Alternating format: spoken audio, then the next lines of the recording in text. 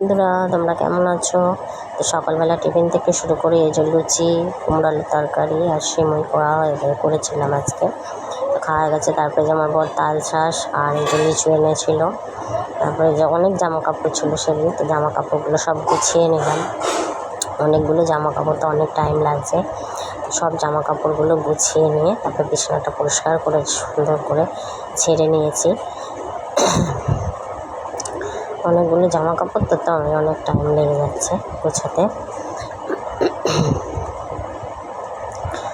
শরীরটা ঠিক নয়, গলাটায় তাই খুসখুস করছে আমার।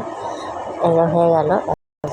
সব বিছানাটা গোছানো হয়ে গেছে, জামা কাপড় গুছিয়ে নিয়ে তারপরে যে লাল হয়েছে করে গুছিয়ে নিয়েছি। রান্নাঘরটা পুরো পরিষ্কার করে গুছিয়ে খাবার জলগুলো সব তোলাও হয়ে গেছে।